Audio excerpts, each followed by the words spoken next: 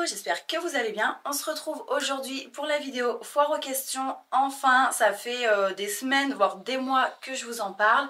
Et ça y est, j'ai enfin filmé ça. Vous m'avez posé vos questions sur Instagram pour la plupart, donc je vais y répondre un maximum, même si bien sûr je pourrais pas répondre à toutes les questions qui ont été posées, mais celles qui sont revenues le plus souvent, déjà je vais y répondre et puis après je ferai de mon mieux pour répondre un max. En plus de ça, ça tombe bien parce que depuis la dernière foire aux questions que j'avais faite sur YouTube qui remonte à il y a presque un an, un petit peu moins, il y a eu pas mal de nouveaux et de nouvelles abonnées et du coup c'est l'occasion de me représenter. Donc je m'appelle Mathilde, j'ai 30 ans et je suis maman de 2 garçons, donc Léo qui a 4 ans et demi et Tom qui a 3 ans et demi. On m'a demandé pourquoi Matoumata. Alors en fait c'est le surnom qu'une amie d'enfance m'a donné il y a à peu près une dizaine d'années. En fait, il y avait une chanson qui arrêtait pas de tourner partout à l'époque et elle s'appelait Fatoumata la chanson. Et comme moi, de base, on m'appelle Matou, donc c'est assez classique pour une Mathilde. Elle a voulu changer un peu et faire un truc plus original, donc elle a dit Matoumata et en fait c'est resté. Et quand j'ai créé mon Instagram l'année dernière, je savais pas quoi mettre. Je voulais mettre un truc du genre Matou Family pour montrer que c'était une chaîne un peu lifestyle, de vie de maman et tout. Je trouvais que c'était un peu, un peu simple. Et que du coup, Matoumata c'était peut-être plus original et surtout que ça me correspondait mieux, c'était plus moi. Donc voilà pourquoi Matoumata. Quel est ton travail? Est-ce que tu vis de YouTube, etc. J'ai eu beaucoup la question qui est revenue. Donc en fait à la base j'étais à mon compte, j'avais un food truck. Ensuite j'ai arrêté, je me suis occupée de mes enfants et j'avais prévu de reprendre une activité professionnelle à mon compte, mais quand Tom rentrerait en maternelle, donc c'est-à-dire septembre 2024. Entre temps j'ai eu envie de me lancer sur Instagram et ensuite YouTube. Et mon but, dès le départ, en fait, c'était d'en vivre. J'ai essayé dès le début d'être très régulière en postant une vidéo tous les dimanches. Maintenant, depuis quelques mois, j'en poste aussi de temps en temps en milieu de semaine pour être à peu près à 6 vidéos par mois. Mais je voulais vraiment viser YouTube. Donc petit à petit, j'ai développé ma chaîne. Là, ça fait un peu plus d'un an du coup que j'ai créé la chaîne. Et donc j'ai pu la monétiser. Donc au début je gagnais pas suffisamment pour en vivre, mais là ça y est, j'arrive à me sortir un salaire, on va dire, quand j'intègre des partenariats, parce que si j'ai pas les partenariats, en général j'en fais un ou deux par mois. Quand j'ai pas les partenariats, je pense que ça suffirait pas encore, mais maintenant voilà, je gagne ma vie avec YouTube. Donc je suis trop contente parce que ça m'aide à gérer les enfants et puis à avoir une source de revenus sans pour autant avoir des horaires fixes comme si j'étais salariée. Parce qu'en fait, ouais, si j'avais des horaires vraiment bureau, je pourrais pas toute seule les poser le matin à l'école et aller les récupérer le soir à 8h30, 16h30. Et de toute façon, étant donné que j'étais déjà à mon compte avant, ce qui était sûr c'est que je voulais pas redevenir salariée. Comment trouves-tu l'inspiration pour tes vidéos? Du coup c'est une passion en fait, et je pense que quand on est passionné on a toujours des idées qui tournent dans la tête et tout. Moi j'ai déjà des idées de vidéos pour le printemps, pour l'été prochain. Après c'est sûr que ça fait beaucoup de trouver des idées chaque semaine ou même des fois 2 par semaine. Mais je pense que quand on aime vraiment ce qu'on fait, quand on est passionné, on a tout le temps vachement d'idées et d'inspiration. Après voilà, comme toujours, il peut y avoir des petites périodes où on est un peu en panne d'inspi, mais c'est vrai que c'est rare. Moi j'essaye de programmer mes vidéos à l'avance et quand vraiment je me pose une heure à chercher quelle vidéo je pourrais faire et tout, j'ai des idées qui viennent et tout ça et c'est cool. Et puis si je bloque un peu, ça arrive, mais en général non, c'est vrai que je suis pas vraiment en cours d'inspiration, surtout que moi j'aime bien faire des vidéos en fonction des saisons, donc des fêtes saisonnières et tout ça, et du coup ça change à chaque fois. Donc voilà, pour l'inspiration pour le moment ça va. Qu'est-ce que tu aimerais faire dans 10 ans? Tu te vois où? Alors dans 10 ans, j'aimerais avoir acheté ma maison, donc être propriétaire avec un extérieur, jardin, piscine. Et ce que j'aimerais faire, c'est toujours continuer YouTube, mais en ayant développé ma chaîne un max, en ayant l'opportunité de proposer encore plus de contenu, voilà, d'inspi déco. Si j'ai une maison, forcément ce sera plus grand, j'aurai plus de pièces. Donc pour tout ce qui est motivation, déco, nettoyage, enfin plein de petites choses, je pense que après ça permet de proposer encore davantage de contenu avec davantage d'idées et tout. Et j'ai vraiment envie de continuer en tout cas dans cette voie-là, parce que comme je l'ai dit juste avant, c'est ma passion. J'ai pas envie de m'arrêter ou de changer pour l'instant, et même dans 10 ans, j'aimerais continuer à faire ça. Aurais-tu un lien pour le livre de cuisine que tu avais fait ou pas du tout? Alors non, j'ai pas de lien parce qu'en fait je l'avais créé moi-même via un logiciel et je l'avais fait imprimer. Mais du coup bah, j'aurais déjà à l'époque, hein, je vous avais dit déjà il y a 15 ans je voulais faire un e-book.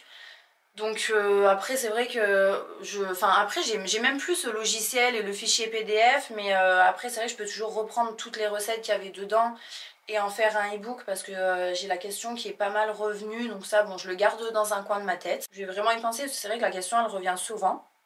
Combien de temps pratiques-tu de sport par semaine? Alors je fais à peu près 4 séances de sport qui durent entre 1 heure et 1 heure et demie, on va dire 1 heure et quart en moyenne. Donc j'ai 2 séances qui sont axées sur le haut du corps et 2 séances qui sont basées sur le bas du corps.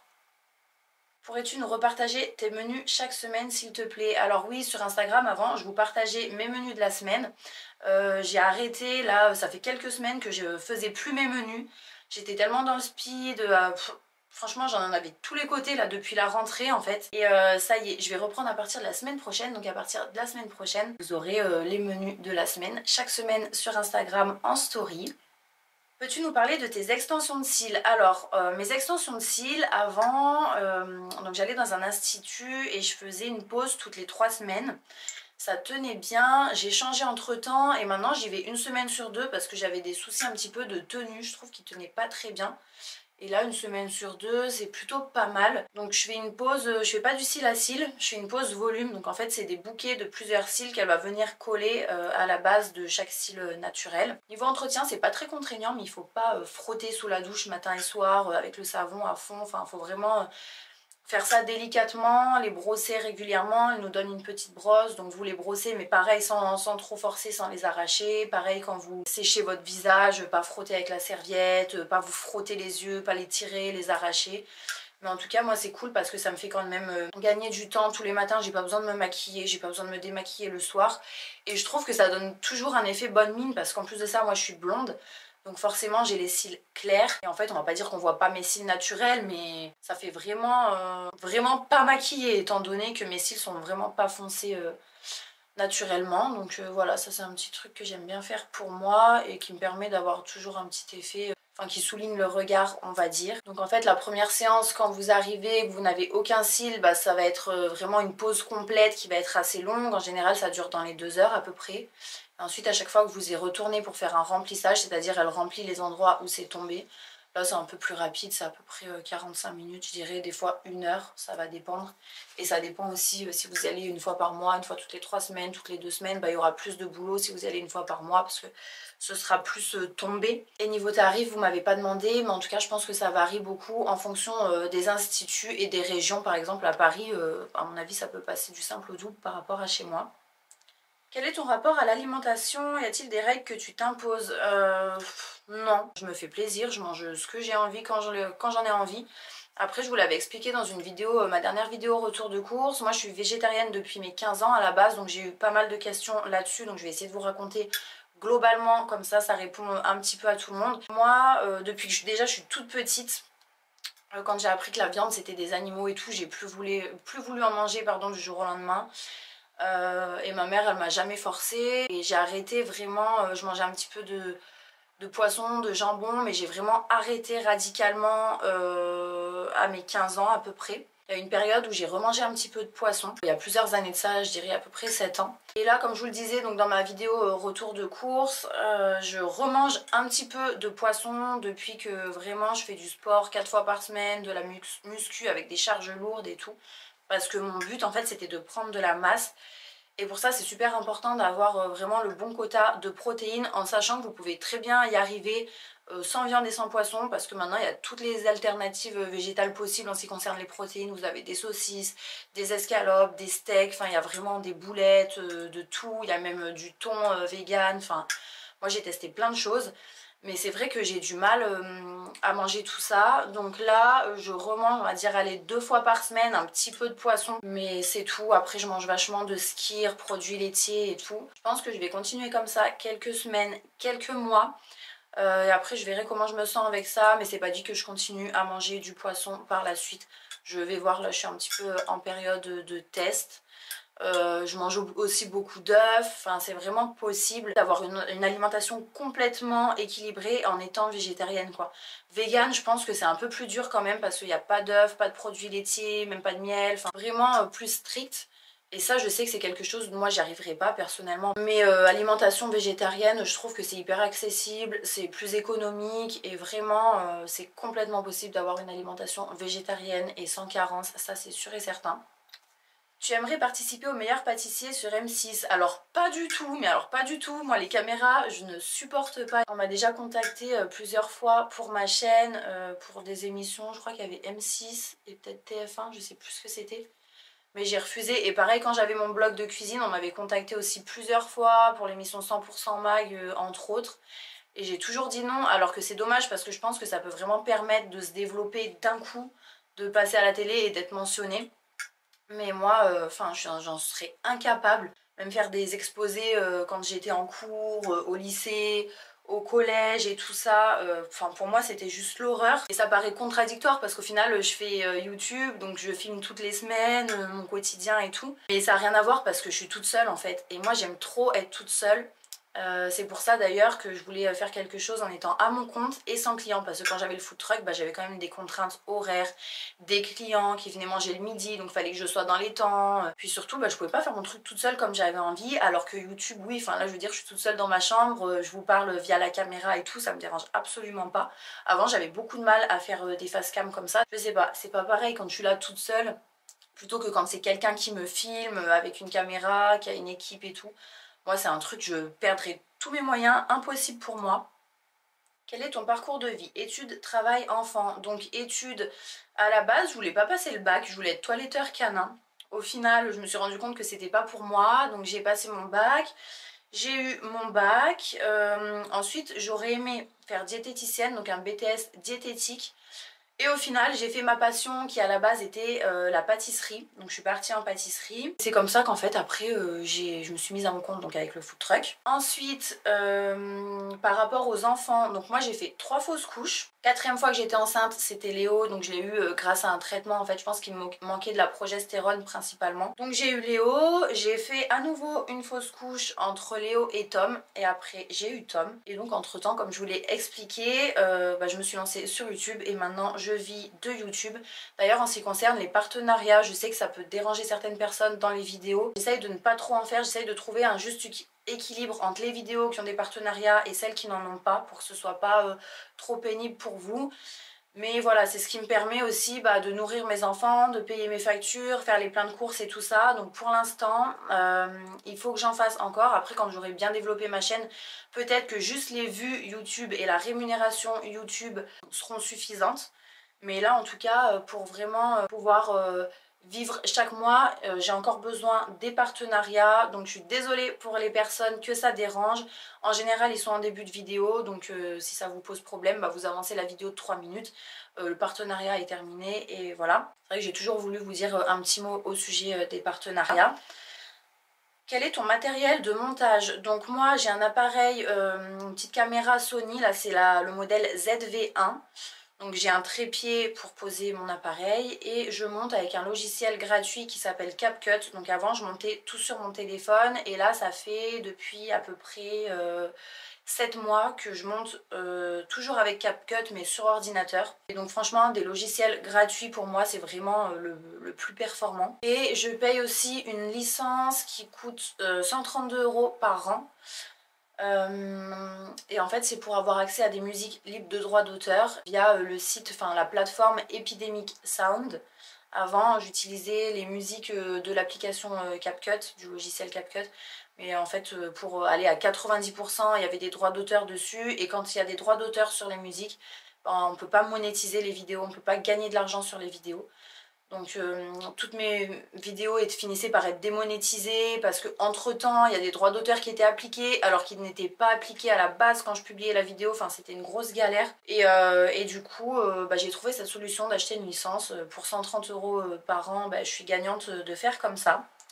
Comment être à l'aise et se lancer pour faire des vidéos. Si t'es pas à l'aise spécialement avec la caméra, moi je sais pas si vous avez vu, enfin certains d'entre vous n'ont pas vu mes premières vidéos, mais si vous prenez par exemple ma toute première vidéo qui était sur la décoration de la chambre des enfants, bah je montrais pas du tout mon visage, j'étais tout le temps soit de dos, soit de trois quarts, ou quand je me retournais je coupais et tout parce que j'étais pas à l'aise. Donc il y a cette solution là si on veut pas vraiment trop se montrer au début, puis après petit à petit de toute façon on devient plus à l'aise. Moi j'avais du mal vraiment avec on va dire le regard des autres, surtout le regard des gens qui me connaissaient, même si c'était des gens que j'avais pas vus depuis 10 ans, depuis le collège ou quoi. J'avais beaucoup de mal avec ça et en fait je me suis dit mais en fait enfin vis pour toi, c'est ce que tu as vraiment envie de faire, c'est ce qui va te permettre de travailler depuis chez toi, de faire ce que t'aimes. Moi j'ai toujours été créative, j'adore ça et j'ai vraiment besoin, enfin, ça me fait du bien maintenant de faire mon montage vidéo parce que ça reste quelque chose de créatif et même ça me détend et tout et c'est vraiment ce qui me plaît. Enfin moi j'ai trouvé ma voie et j'en suis super contente et si vous pensez que YouTube puisse vous convenir, moi je vous encourage vraiment à vous lancer, même si c'est sûr qu'au début il faut persévérer. Mais vraiment, ouais, ne pas penser au regard des autres. Enfin, faut que tu te dises que voilà, t'es toute seule devant ta caméra. Ok, après tu publies, bah, y a des gens qui vont voir. Mais tu le fais pour toi. Et puis voilà, quoi. Après, ça va te permettre de mener ta vie indépendamment, un peu comme tu le souhaites. Et je pense que voilà, le plus important dans la vie, c'est de faire ce qu'on aime sans trop se soucier du regard des autres, même si forcément, au début, c'est pas évident.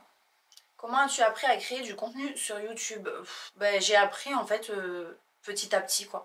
J'avais jamais touché un logiciel de montage de ma vie avant ma première vidéo. Et en fait j'ai appris directement comme ça, toute seule on va dire. Mais après tu peux avoir aussi bah, justement sur YouTube des vidéos qui vont t'expliquer comment faire du montage simple pour débutants et tout. Tu peux chercher de ce côté-là et tu trouveras pas mal de choses. Mes passions en dehors de YouTube, bah, ça va être la décoration et la cuisine. Combien mesures-tu? Je mesure 1,65 m. Maman solo, c'est pas trop difficile. Comment gères-tu tes journées? C'est sûr que c'est pas évident. Moi, je suis super fatiguée en ce moment. Donc, en général, le matin, je me lève. Enfin, c'est les enfants qui me réveillent parce qu'à 6 h, ils sont debout. Que ce soit les vacances, le dimanche, la semaine, peu importe, ils sont debout. Donc je me lève, je m'occupe d'eux, petit déjeuner, je les prépare pour aller à l'école et à la crèche, donc voilà, je les habille. Je me prépare aussi. Mon objectif, c'est d'être prête, d'avoir mangé, de m'être lavé, tout ce que vous voulez avant de les emmener à l'école et à la crèche. On va dire que j'arrive à atteindre cet objectif une fois sur 10, grand max, parce que mine de rien, bah, on se lève à 6 h, on part sur les coups de 8 h 20, mais en 2 h 20, je n'arrive pas à être prête à avoir déjeuné. Il y en a un qui m'appelle à droite, à gauche, si c'est pas les deux en même temps. Enfin, c'est franchement... Quand je rentre, des fois j'ai mangé une tartine, mais je l'ai même pas finie, donc voilà. Et ensuite, bah, je vais faire tout ce qui est création de contenu, donc filmer mes vidéos, si j'ai des magasins à faire pour acheter des éléments. Par exemple, si je mets en place de la déco, enfin ça peut être tout et n'importe quoi, bah, je vais aller chercher ce qu'il me faut pour faire les vidéos. Ou alors voilà, je vais filmer. Ou alors je vais organiser mon mois en notant mes idées de vidéos, ou je vais faire du montage. Les réels Instagram aussi, ça j'essaye d'en faire un peu plus, mais c'est vrai que c'est difficile de gérer YouTube et Insta en même temps pour la création de contenu, je trouve. Donc voilà, la journée je fais ça, après bah il y a les courses, le ménage, le rangement, tout ce qui est linge, la vaisselle, en fait ça prend vachement de temps. Le sport, bah 4 fois par semaine ça fait beaucoup, là je pense que je vais réduire à 3 séances parce que je m'en sors plus. J'aimerais aller voir ma grand-mère une fois par semaine aussi, donc ça me prend tout de suite une demi-journée. Et en fait c'est déjà l'heure d'aller récupérer les enfants, donc ensuite en fin d'après-midi je vais les récupérer et j'enchaîne sur la routine du soir. D'ailleurs je vais bientôt vous filmer une night routine je pense, parce que bah, je vous en ai filmé une sans enfants cet été, mais ça fait un moment que je n'ai pas filmé une avec eux. Quel est ton job de rêve? Bah, honnêtement c'est ce que je fais actuellement, YouTube. J'en suis satisfaite quasiment à 100%. Il faut juste que je m'organise peut-être un petit peu mieux quand même dans mes journées avec les enfants et tout, parce que moi je suis tout le temps à la bourre. Là par exemple j'ai Léo qui joue, donc je suis désolée si vous entendez un peu de bruit, parce que du coup j'ai dû couper et tout, il est rentré là. C'est ma mère qui me l'a ramené, d'ailleurs elle m'aide beaucoup pour aller récupérer les enfants en fin de journée. Et du coup il joue dans sa chambre, là je vais finir rapidement. J'espère que voilà, le bruit ne vous dérangera pas, mais en tout cas mon job de rêve c'est vraiment ce que je fais actuellement, parce que ça me laisse un maximum de liberté. Mes projets futurs, là actuellement c'est la maison. Économiser un maximum, donc pour l'instant je peux pas trop le faire encore, mais ça va être dans les prochaines années de mettre de côté, de voir comment je peux réussir à faire des économies pour pouvoir être propriétaire, avoir ma maison. Là j'ai un peu des soucis avec les voisins du bas parce que les enfants font du bruit. Enfin, j'ai pas envie de vivre ça toute ma vie, même si forcément après ils vont grandir, ils feront moins de bruit aussi. Mais j'ai vraiment envie d'être tranquille chez moi, déjà que je suis solitaire de base. Projet futur, ça va être ça. C'est vrai que j'aurais aimé changer de voiture aussi. Mais ça passe largement après mon projet de maison. As-tu des projets sécurité en cas d'arrêt de YouTube? Non. C'est vrai que ça j'en ai pas parce que je me vois pas faire autre chose et si vraiment un jour ça fonctionne plus, bah forcément il faudra que je trouve autre chose, mais ce sera quelque chose aussi à mon compte.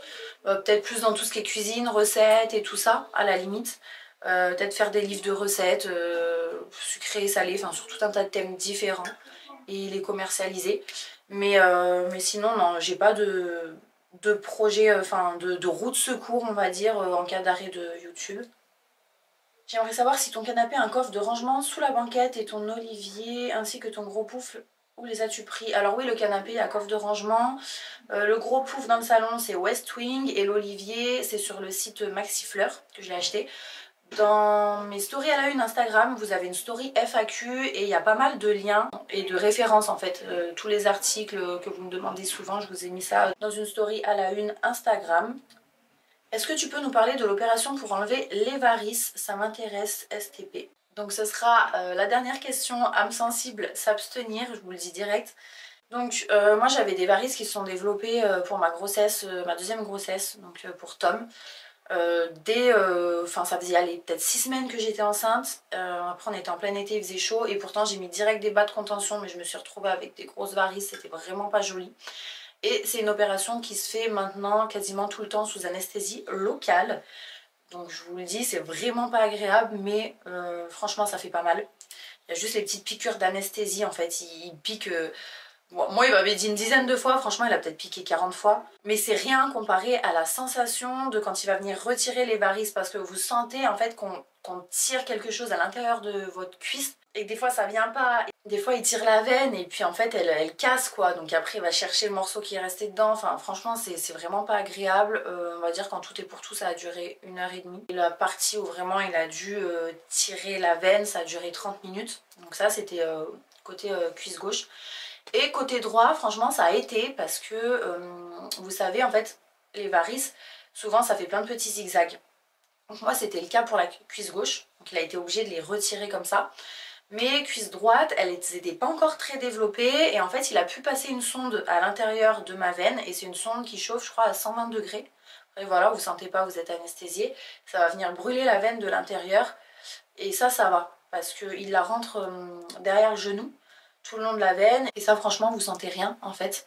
C'est pas spécialement désagréable mais ça va vraiment dépendre de l'état de vos varices. Plus elles seront en zigzag, prononcées et tout, plus ça va être la technique dont je vous ai parlé juste avant. Après vous portez des bas de contention pendant à peu près 1 semaine. En tout cas je suis contente de l'avoir fait parce que ça va qu'en s'empirant en fait avec le temps et avec l'âge, donc au moins c'est fait. Je me suis dit, enfin depuis mes 28 ans j'ai des varices comme ça, c'est vraiment pas joli. Je me suis dit qu'est-ce que ça va être à 50, 60 ans. Après de base j'ai une mauvaise circulation aussi, moi au niveau des cuisses c'est héréditaire, enfin c'est de famille quoi. Par contre j'ai eu un petit souci, c'est que ça m'a fait éclater plein de petits vaisseaux sur le dessus de la cuisse, donc un petit peu dégoûtée pour ça, mais je préfère avoir à choisir des petits vaisseaux éclatés que vraiment des grosses varices à l'intérieur des cuisses en relief. Voilà. C'est ici que la vidéo se termine, je vais aller m'occuper de Léo. En plus c'est mon père qui vient d'arriver, j'ai entendu ça sonner. J'espère en tout cas que ça vous aura plu, puis j'en referai une l'année prochaine pour les questions qui arriveront entre temps, pour me représenter à nouveau pour les nouveaux abonnés. Après vous pouvez toujours me poser des questions en message privé Instagram, je réponds sur Instagram encore à tous les messages, ça je vous l'avais déjà dit mais je reçois moins de messages que sur YouTube. On va dire que j'ai 3 fois moins d'abonnés sur Instagram que sur YouTube, donc c'est plus facile de répondre. On se retrouve dès dimanche 14 h pour la nouvelle vidéo. J'ai aménagé un truc trop cool dans mon salon, j'espère que ça vous plaira. A bientôt, bisous.